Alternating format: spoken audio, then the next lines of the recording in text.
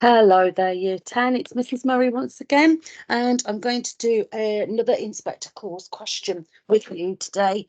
The reason I'm doing another one is because I've done one character question, so I thought I'd do a theme one with you today. So let me share my screen, and then I can show you what I've got on my visualizer, and we can have a look at a question together. Okay, so there we are. This is the question that I want to look at with you today. Explore how Priestley presents ideas about being a responsible individual in an inspector calls. And that kind of, goes across a number of different themes, doesn't it? Collective responsibility, individual responsibility. It's all the same thing at the end of the day, isn't it? Anything to do with kind of like, having social responsibility of any description it's a very, very similar question. So I thought this was quite a good theme one to do with you. I've just popped on here the timings for the different questions. So an inspector calls, remember 45 minutes on that.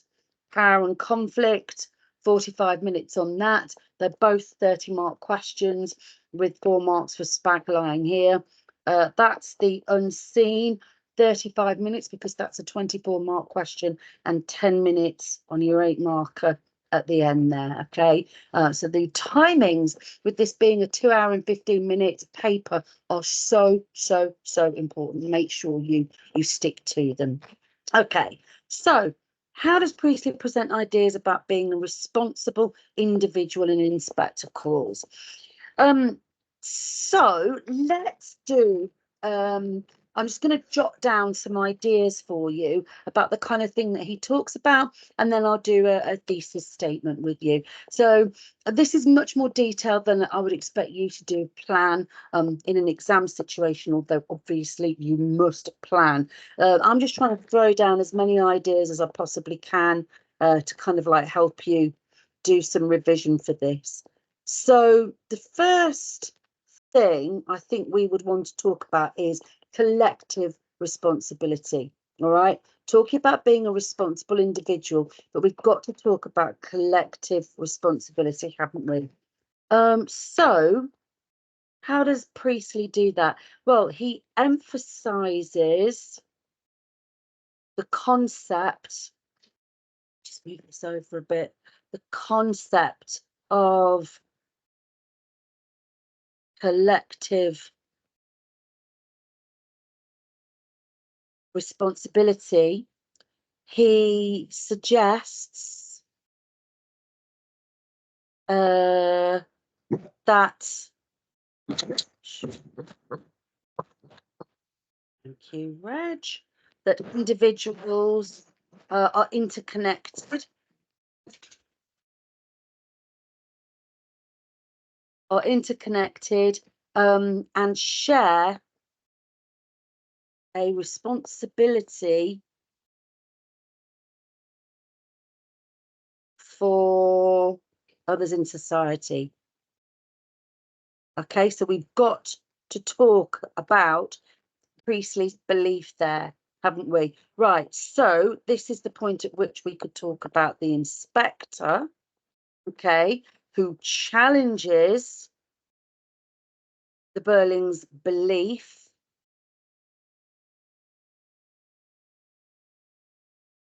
in individualism.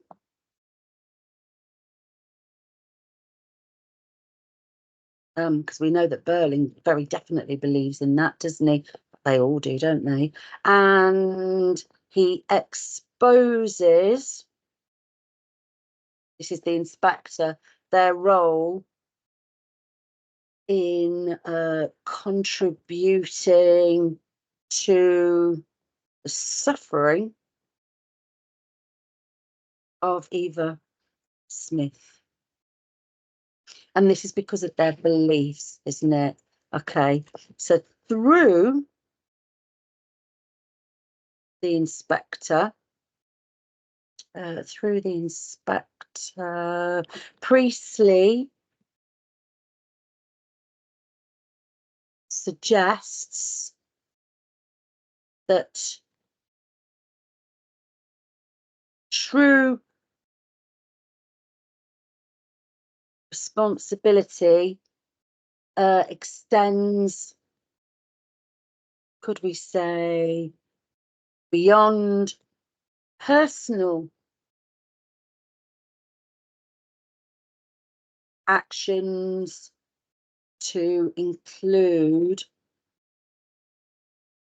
broader societal implications.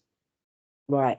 And this is what he does through the inspector. You'll notice there's some very similar points to the essay that I was doing about the inspector. There's going to be, isn't there?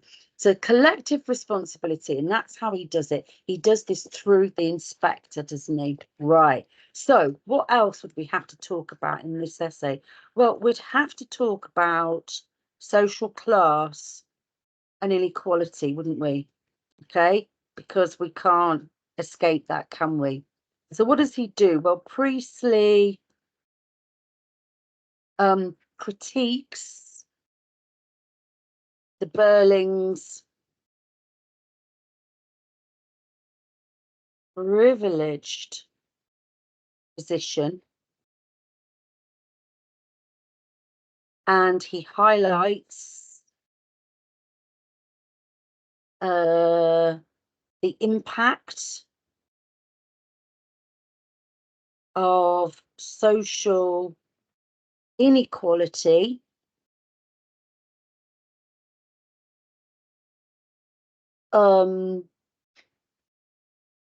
he highlights the impact of social inequality on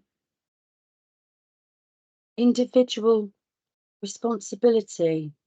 Okay. How? Well, the inspector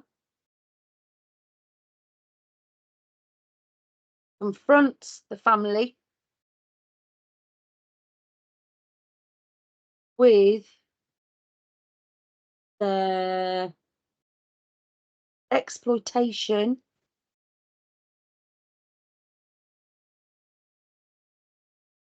that's a great word, isn't it? Exploitation of the working class, represented obviously by Eva Smith. This illustrates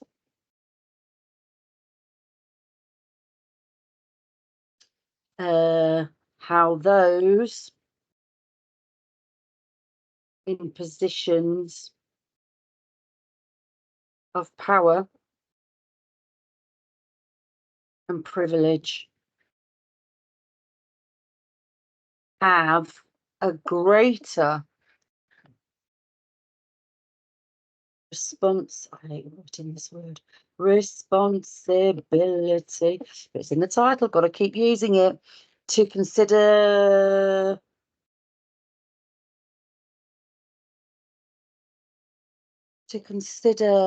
the consequences of their actions. Consequences of their actions on others less fortunate.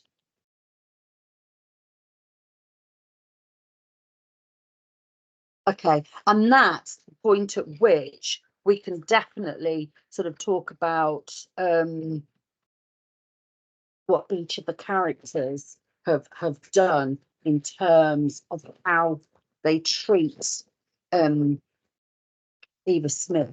So this is a lovely question, isn't it, really, because you get to talk about absolutely everybody. So, you know, we've got Mr. Burling, we've obviously then got Sheila, we've got Gerald, we've got Mrs. Burling, and we've got Eric, haven't we?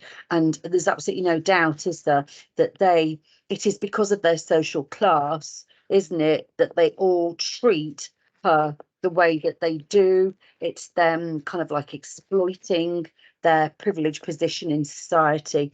So, you know, we can talk about how each one of these characters impacts upon her life, what they do to her, and then they're the absolute opposite of being responsible individuals, aren't they? That's the point that he's making. So they go do everything against the kind of the idea that we've got in the essay title. So we can also talk about personal accountability. Okay, and that's when you're accountable for your actions. You take responsibility for your actions. And Priestley does this. He looks at personal responsibility through the characters' responses to the inspector's revelations. His revelations, all the things that he reveals. So we've got sort of like Sheila and Eric, who represent the younger generation, and they demonstrate a willingness to take responsibility for their actions, and show remorse, okay, regret and sadness for their role in Eva's tragedy. Yeah. Okay. So this is a personal accountability, and they take responsibility, don't they, for their actions. In contrast, of course, Arthur and Sybil Burling, the older generation, are more concerned with their reputation. Yeah. And they just want to and avoiding responsibility. And another nice word there is and accountability. So that's being held accountable for your actions, and they don't wish. And Gerald is bad, isn't he? I've focused on the kind of like the Burling family there, but Gerald, he sort of aligns himself with the older generation, doesn't he? At the end of the play there, although he seems quite remorseful at one point, doesn't he? And says, "Oh, you know, I've just realised that she's actually dead," and we think there's some kind of sorrow there. But then when he comes back, we realised that he'd kind of like, you know, left to go out, and rather than walking around and feeling sad about Eva, he's actually looking, isn't he, to find out whether the inspector was real or not. Okay, what else could we talk about? We could talk about ethical choices and consequences. Okay, this is all about consequences, isn't it, in this play? The consequences of your actions. If you do something, how does that impact on somebody else, on other people? So ethical choices, it's all about doing the right thing. So Priestley portrays, notice it's always Priestley does this, Priestley does that. This is him deliberately. We're thinking about authorial, you know, playwright's intent as well, what he was trying to do. So Priestley portrays responsibility as a matter of ethical decision making, and the recognition of consequences. Do any of them consider the consequences of their actions? They either don't care or they don't think about it. Or, you know, somebody like Sheila, for example, didn't for 1 second think what would happen. Now, I can defend her in a certain way, in that she was ignorant of what impact her actions would happen, but it never occurred to her that her actions would have consequences. Burling, I would say, didn't care whether his actions had consequences. I feel that Gerald knew that his actions had consequences in terms of what, you know, how Eva would have felt, but chose to ignore that. And then Mrs. Burling, she simply didn't care, did she? Even though she knew that what she was doing would have a massive impact on Eva Smith. It was just very much, I did the right thing, I did my duty, didn't care about the consequences. So the characters, all of them, have far-reaching effects on others. Primarily Eva, obviously, in this play, and Priestley suggests that individuals must consider the moral, okay, the difference between right and wrong, implications of their choices. And the Burlings don't, do they? Regardless of their social status.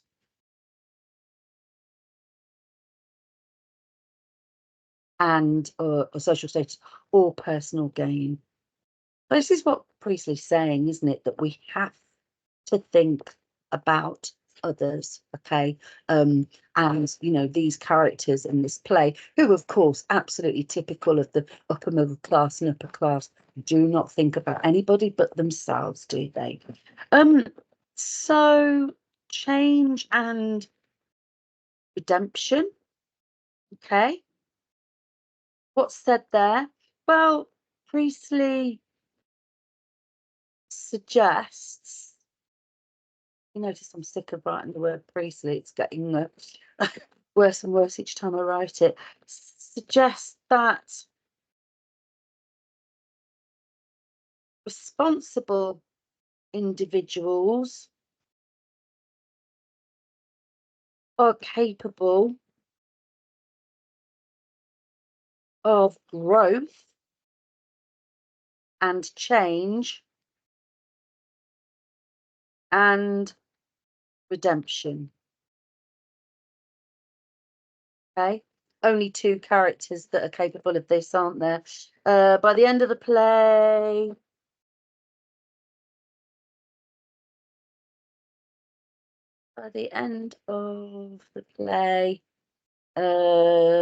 Sheila and Eric, what could we say about them? Express a desire to learn from their mistakes, to learn from their mistakes and strive for a more compassionate society. Think about their comments at the end of the play, where they, you know, I'm ashamed of you, you know, all of those comments that they make at the end, where we absolutely, in that last act, believe that their commitment to kind of change and their belief in what that they've done is wrong. We believe that is absolutely genuine. I think so. I certainly think Priestley wanted us to think that. Their willingness to acknowledge wrongdoing and seek personal transformation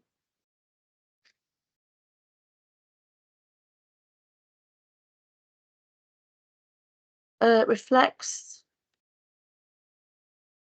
Priestley's belief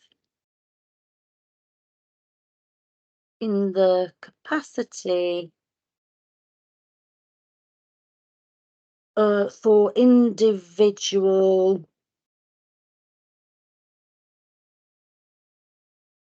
improvement. and social progress. That's their function in this play, both Sheila and Eric. They are proving, aren't they, that change is possible. Okay, that's their purpose in this play. He doesn't just criticize the upper classes and the upper middle classes, does he? It's these two characters who are capable of change, who are capable of redemption and acknowledging that they've behaved badly. That's the point, isn't it? That's the message I think that we take away from it. And then of course, in this question, about his ideas about being a responsible individual, well, clearly he's going to talk, is going to be a critique of capitalism, isn't there? Okay, and selfishness, right? So what are we going to say about that? Well, Priestley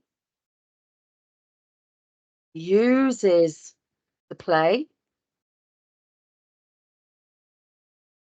to criticize capitalist values and selfish attitudes. That's what he's doing, isn't he? That's why he wrote it. And selfish attitudes that prioritize profit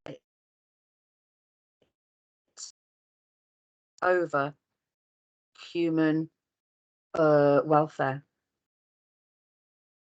And that principally is Berling, isn't it? And the way he treats the predominantly young female workforce that he's got, and the way that he treats Eva Smith. Okay, he prioritizes profit over human welfare, doesn't he? Responsibility, I'm going to say, in Priestley's view, involves a commitment to social justice and the common good. Okay, the common good meaning everybody, challenging prevailing ideologies, i.e., capitalism, that prioritize individuals or individual success at the expense of others. And that's exactly what Berling does, doesn't he? In fact, you could argue that all of those characters were only interested in themselves, all of them at that moment that they interacted with her at the expense of Eva Smith. Okay. Right, so what I'm going to do now is a thesis statement, because you know how very strongly I believe in these, and I think they're the most fantastic way to start an essay. So I hope you've been practicing them. And the past few thesis statements that I've done, I've been using some context in them, because, and to be honest with you, it's absolutely impossible to write anything about an Inspector Calls without at some point touching on context. Everything those characters do is because of the contextual background, isn't it, of the play. But I thought I could start off my thesis statement, sorry, with a bit of a nod to sort of like Priestley and what it was that he was trying to do. So I'm going to start with Priestley was deeply concerned about social inequality and the treatment of the working class class in early 20th century, in the early 20th, in early 20th century Britain, which is when he set his play, which is when he set the play. Okay, 1912, Edwardian England. He lived, and this is important, isn't it, through two world wars, two world wars that profoundly impacted British society, obviously. These experiences shaped his perspective on the importance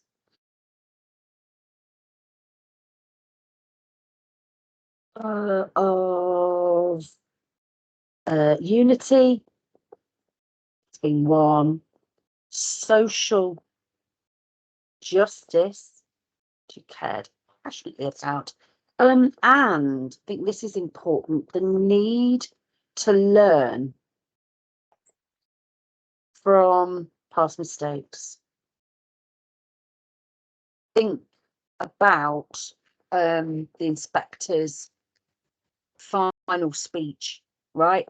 You know, if we do not learn from what has happened here, then we will pay the consequences. You know, his very final speech that he makes there, when he actually sort of like talks about, you know, we need to learn from our mistakes, don't we? Otherwise, we will all regret it.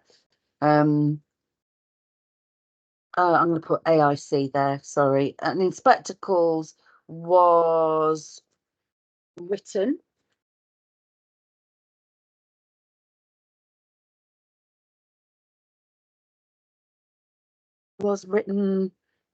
after Second World War, during a period of post-war reflection and a growing consensus. That means agreement, a growing consensus for social reform. Okay, we had just, as a nation, lived through two horrific world wars, and suddenly notions of class and individualism seemed not suitable or appropriate anymore. It wasn't just Priestley who felt this way. It was many people felt that that was the time for, you know, society needed to change. Okay, which is why it's kind of important that he wrote it when he did. I'm going to mention the play. Okay, that was about Priestley in context. So what does he do? Well, in the play, this is why he wrote it, Priestley presents responsibility as, I'm sorry, my handwriting is horrible, as a moral imperative. Okay, the most important thing that extends beyond individual actions to encompass broader societal issues. Okay, we can't just think about ourselves. So by challenging the characters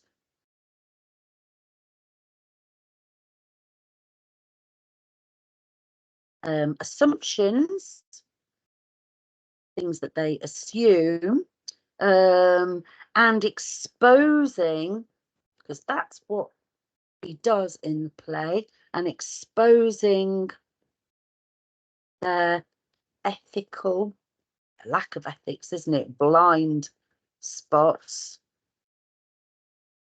Priestley encourages his audience, because let's not forget it is a play, to reflect on their own roles in creating a more just and compassionate world.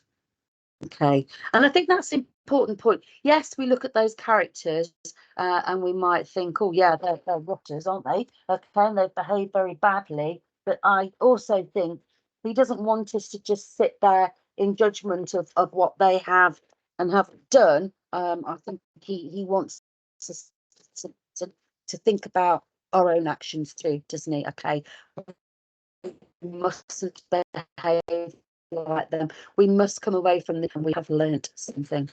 Oh, goodness. Okay, so I hope you found some of the ideas there useful. And yeah, I will do some more videos for you forthwith. So thank you for listening, guys. Best of luck next week, and I'll speak to you again soon.